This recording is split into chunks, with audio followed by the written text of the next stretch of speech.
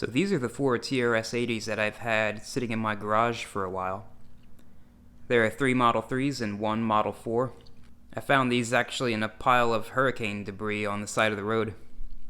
They were sitting there amongst piles of garbage. There were actually 6 TRS-80s, but I could only fit these 4 in my car, so I just picked the ones that seemed to be in the best external condition, and here they are.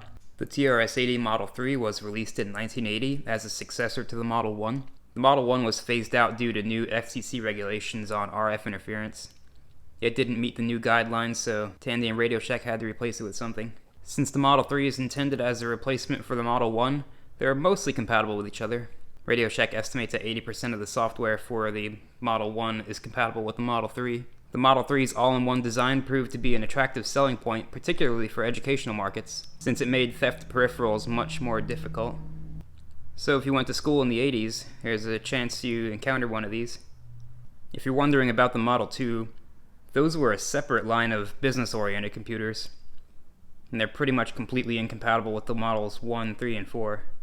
The Model 4 was released in 1983 as a successor to the Model 3. It featured a much faster 4 MHz Z80A CPU, and that actually was the last Z80-based home computer that Tandy Radio Shack ever released. It retained almost full backward compatibility with the Model 3.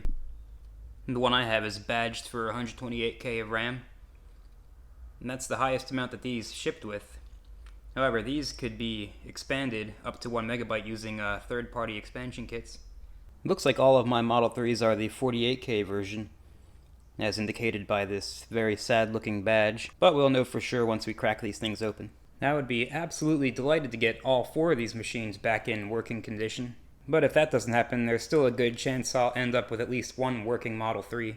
I'm not sure how interchangeable the parts are between models, which could spell trouble for our lone Model 4. Alright, I've gone ahead and numbered the Model 3s so that we can more easily keep track of them.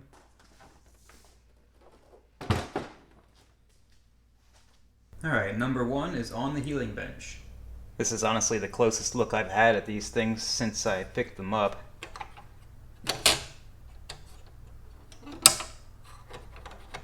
Oh, that's definitely not right.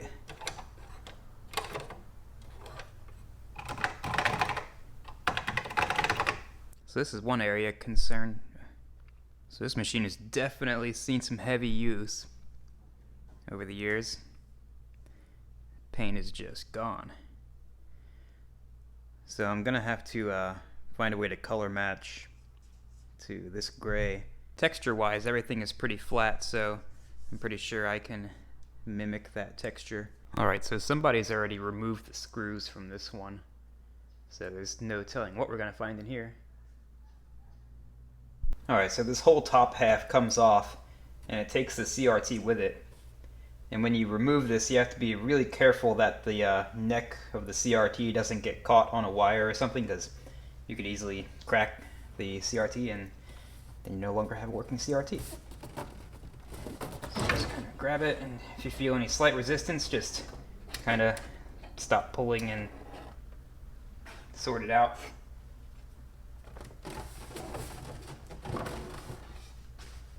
Alright, so here's our first look inside this thing. Right off the bat, I can see this CRT board here is just hanging on by one screw. So that's interesting. Not sure where this ground wire goes. I'm guessing it goes somewhere on the CRT board. So we're just going to go ahead and disconnect that, get this out of the way. So right off the bat, I see a couple of exploded capacitors. One on this board here, and another one on this board. This one's not as badly exploded, but it's definitely cracked. There you can see that badly exploded capacitor. I think these are Mylar film capacitors. And these are power supply boards, so we definitely want to make sure they are right before we even attempt to power anything on. Okay, it looks like this is the main power supply that powers the CRT and the motherboard.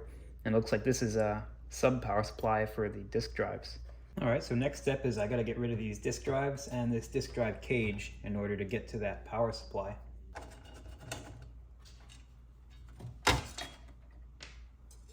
Alright, both power supply boards are out. And honestly, apart from the exploded capacitors, they don't look too bad. There's no nasty corrosion or anything.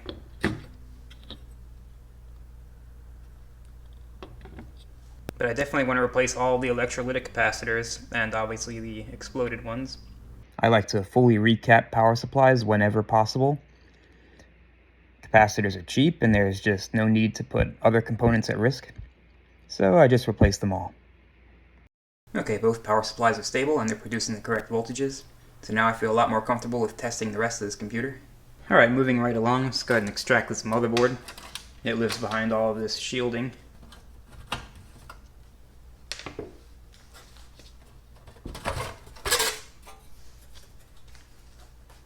Alright, the motherboard is actually in really good condition. Every chip seems to be in place. Got all the memory chips, although that one is kind of an oddball. It's 4116. At least it matches part number wise. I'm noticing a lot of these chips are just mostly out of their socket.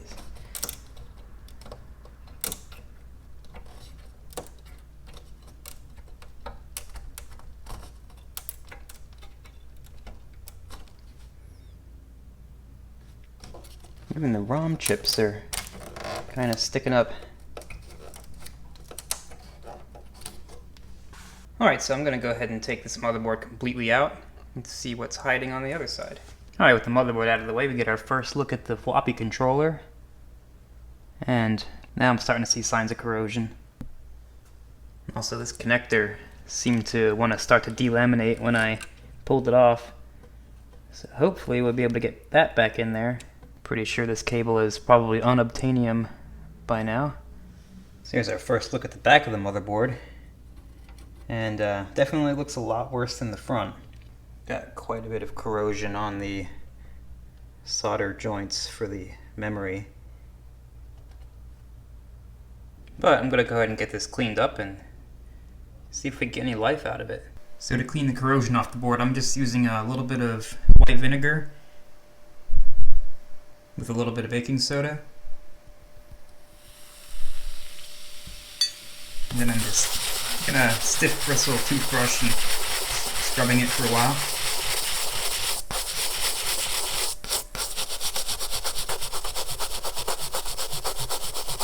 The corrosion on its own probably isn't causing much of an issue, but I like to remove it anyway.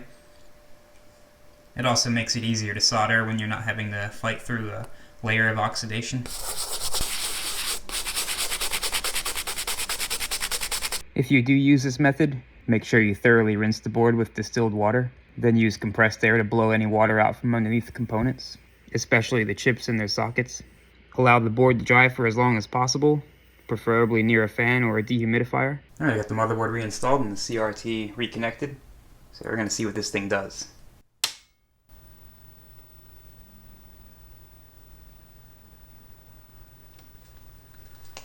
Okay, we kind of have a video signal. Okay, I adjusted the vertical hold and you can see we got some characters on the screen. Although the vertical hold potentiometer definitely needs some deoxit. But at least we're making progress. Okay, before I go any further with the CRT circuitry, I want to make sure it's getting a cromulent signal. So I'm going to go ahead and remove every socketed chip and hit them with deoxit. Okay, after deoxiting all the chips and the various connectors, we have the same result, so we have to do a little bit more in-depth troubleshooting. So here's what I get when I boot the machine with the brake key held down. As you can see, this looks a lot more random than the previous garbage text that we had. And to me, this seems to suggest maybe one of the ROMs isn't working. Clearly the video memory and everything is working. It could also be that the CPU itself isn't functional, although I'm not sure how else it would be interpreting the brake key being held down. I'm not sure if that's a non-CPU function on these machines. So I think the next step we're going to do is check every pin on the Z80 CPU just to see that we have the correct voltages and bus activity, clock signals, and things like that. Okay, we got the scope connected and we got the pin out for the Z80 there on the screen. So the first thing we're going to check is it getting 5 volts? So we're going to come over here to pin 11. 1, 2, 3, 4, 5, 6, 7, 8, 9, 10, 11. And yes, we have 4.97 volts. It's close enough to 5 volts. So the chip is getting power. And actually, I can just feel it. It's starting to get a little warm. Next thing I want to check is the reset pin. And that's pin 26, which is actually on the bottom here. So we come over 1, 2, 3, 4, 5, 6. And it looks like the reset pin is being held low. So let's see, actually, let's go ahead and power cycle it while we're probing that pin. So it looks like something is consistently holding that pin low.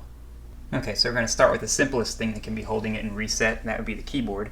So I'm going to go ahead and disconnect that. And we'll get the scope back on pin 6. And it should go low, and then it should go high. And it does. Let's do that one more time. Yep, so it's the keyboard that's stuck.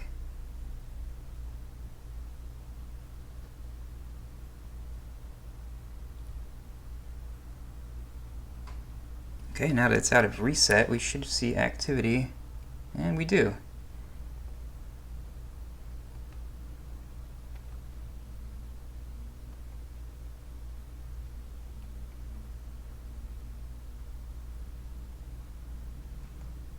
A lot of activity on these address lines. This thing might be working. Okay, the last thing I want to check is the clock, and that's on pin 6. So you go 1, 2, 3, 4, 5, 6. And that certainly doesn't look right. Saying 132 kilohertz, and that should definitely be at least 2 megahertz. So we're going to turn our attention to this crystal here, see what it's outputting. And it's the same, 132.9 kilohertz on both sides. Okay, so I was just probulating the oscillator circuit here, these 2 chips and the crystal, and all of a sudden, look what we have. Perfectly normal clock. 2 megahertz, square wave, 4.81 volts peak to peak. Looks like a normal clock to me. And just by taking a look at this keyboard, it's probably no surprise that this switch would be stuck. Although, it does at least make switch sounds. Alright, so I went ahead and desoldered that reset switch, and I got it apart. And yeah, there's so much corrosion in there. So now I'm going to see what I can do to clean that up. Okay, I've had the reset key soaking in deoxit for a couple hours now, and it seems to be doing what it's supposed to do, so I'm going to go ahead and reinstall it. Okay, we know we have a good clock, we know it's not stuck in reset, and we have our reset switch reinstalled and acting properly. So let's see what it does.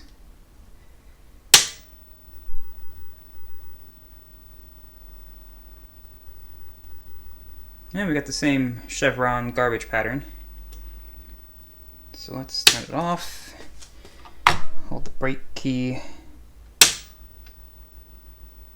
Okay, and that's a different type of garbage. Hit the reset button. Oh, it goes to 80 column mode. So now the CPU seems healthy, at least I saw activity on the address lines. It seems like it's not reading the ROMs correctly, or at least ROM A.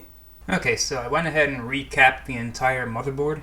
Some of the capacitors I took out of there were double their rated value, and some of them wouldn't even register on the fluke. So I'm pretty happy I did that. I also went ahead and replaced these ribbon cables with some bodge wires or some breadboard patch cables. Even though the cables, the original ribbon cables, were reading okay, they're just so bad I didn't trust them. However, after all of that, we still have the same exact symptoms. So taking it from the top, we're just gonna go ahead and retest all the CPU pins. Alright, starting with 5 volts on pin 11. It's good. Go over to the clock. Clock is good. Down to the reset pin.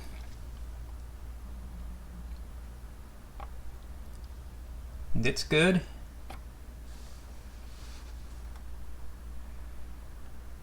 Okay, so I'm just going to start probing the address lines one by one. Okay, that's got activity.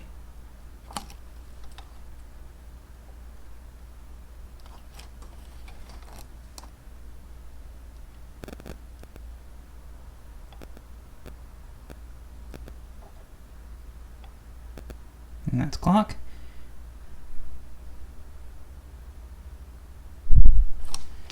Alright, let's come down to the address lines on the bottom of the chip.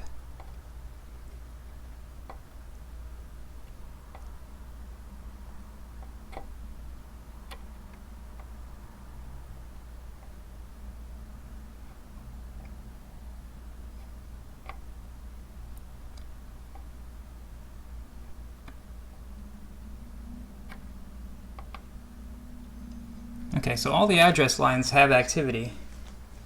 I don't know if it's good activity, but it's activity. None of them seem stuck high or low. So let's move on to the data lines. So starting with D4.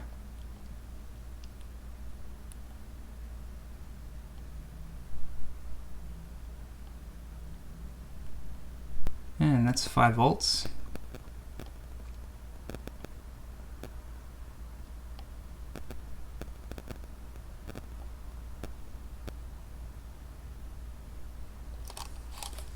Okay, so all of the data lines seem good. None are stuck high and none are stuck low. So, at this point, I'm fairly confident that the CPU is functional. So in that case, we need to start moving around the CPU, figure out where those address and data lines go. There's some transceiver chips and buffer chips that those lines go through, which could be problematic. So just because I'm curious, I want to test what's going on these lines here, which I jumpered. According to the schematic, that's the bus that goes over to the other side of the board for the video circuitry and whatnot. So starting at the bottom pin, that one's got activity. Second pin has activity.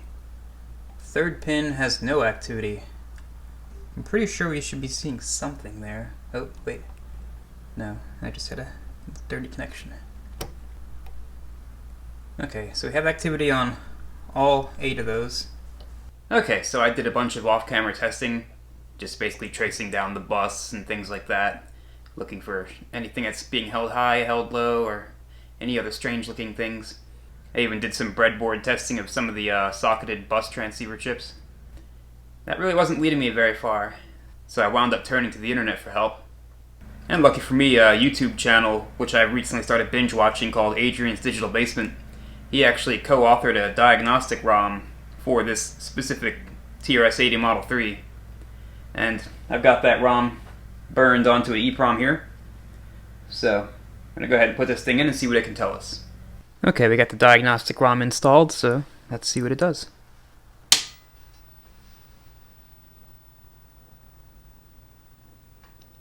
Oh, look at that.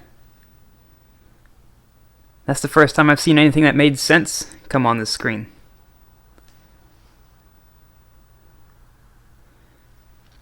So it looks like it's failing on the DRAM test. I only have the first row of DRAM installed. But it looks like it's failing on all the bits. Okay, so I've been trying some various DRAM configurations, different chips, different positions, and still the same results. So seems to me like there's some communication issue between the CPU and the RAM. Alright, so I decided to interrogate these two bus transceivers here. These two chips interface between the CPU and the DRAM, so they're especially suspect. So first I want to check the pins that are connected to the data bus. And for each chip, that's going to be pins 3, 6, 10, and 13. So that's pin 3. Looks like some fairly normal activity. Pin 6. More of the same. Pin 10. Looks normal to me.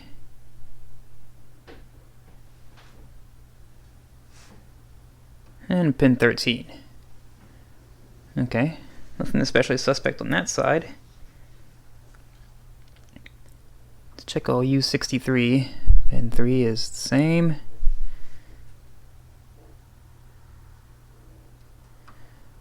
Pin 6, also the same.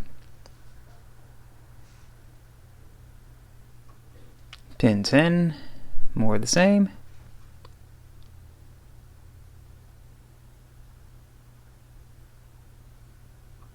And pin 13.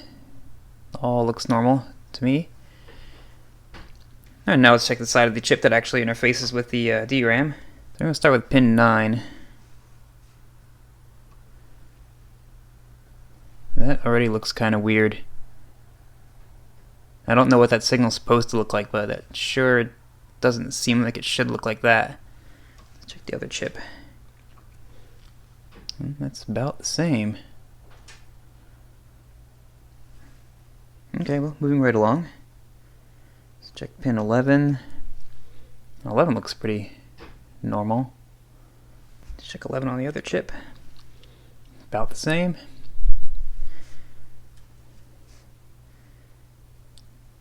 Pin 12. 12 looks odd also. It looks just like what pin 9 is doing.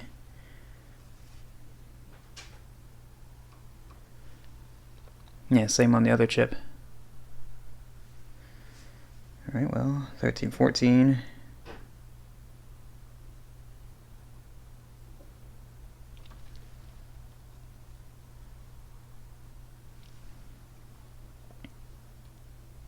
This pin 14 looks reasonable.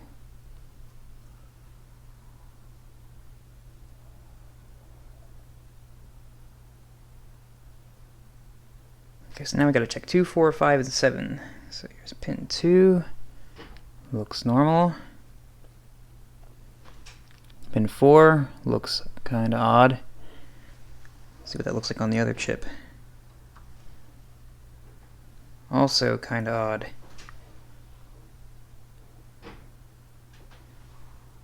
Well, let's go to pin 5. Pin 5 looks normal on that chip.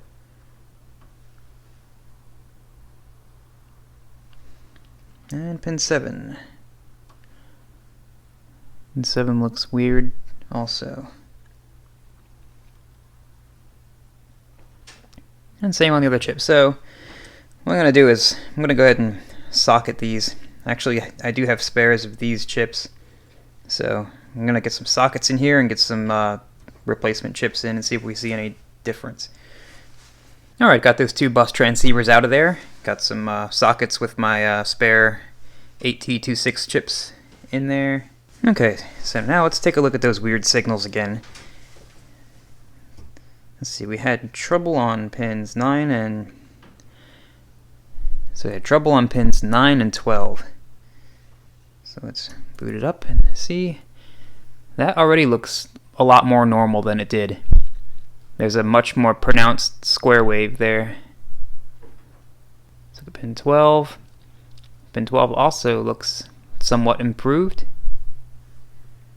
Let's check the other chip. Same. And same for that one's pin 12. Alright, let's go ahead and test this thing then. Alright, so here's the first test. I just went ahead and left all the DRAM in there, so I guess we're gonna see.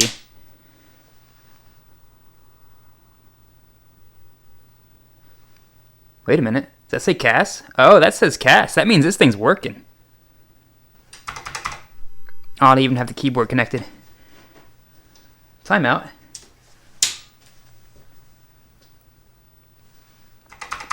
Yes, this thing's working. That was it. It was one of those 2 bus transceivers. I'm curious to know which. They both had the same symptoms. But look at that. This thing's... it's alive. Hey, the keyboard even kind of works. That is fantastic. I'll tell you what I want to do though. I want to put the diagnostic ROM back in and let it run through all the DRAM tests. See what it comes back with. Okay, got the diagnostic ROM back in. Let's see what it does.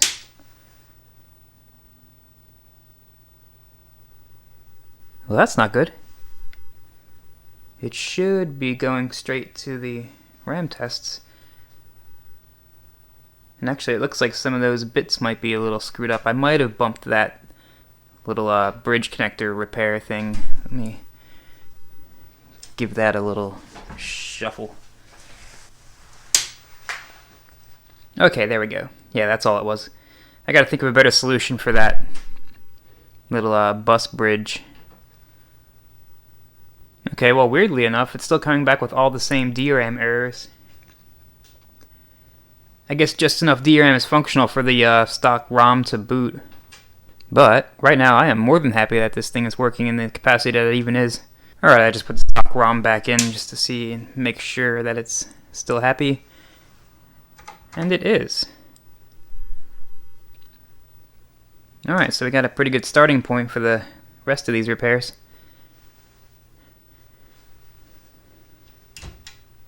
Reset button works. Okay, well, let's see if it'll run some BASIC.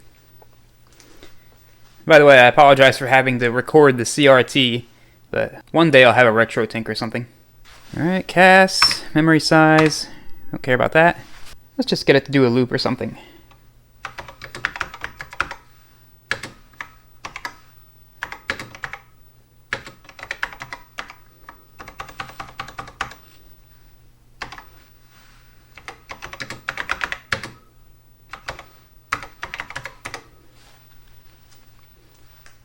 Alright, well, it does basic. I'm actually surprised how well the keyboard does work, although there are a few keys that don't do anything. Okay, so since this video is getting kind of long, I figured it's best to cut it short here. I still have to dive into the CRT circuitry. There's many things on that board that are out of spec. I also have to work on the floppy drives. I want to get both of those working if I can. I want to get it to the point where it can run TRS-DOS. I also want to come up with a better ribbon cable for the connection between the floppy drive controller and the motherboard. And I also need to do something about this keyboard. These key switches are not very easy to repair. They might even be impossible to repair. So I might need to come up with some kind of new internal switch mechanism for the key switches, because these keyboards are not easy to find. At least I'm not having very much luck finding them on eBay. Also want to give a huge thanks to Adrian Black and all of the co-authors of the diagnostic ROM. That for sure saved me a lot of time and probably a lot of stress. And that is definitely going to be a valuable tool with the two other Model 3s that we have. And if you made it this far, thank you very much for watching. Please be sure to hit the like button and subscribe, and let me know if you like this kind of content. With this being a new channel, your early support is going to be incredibly helpful. But that's all for now. See you next time.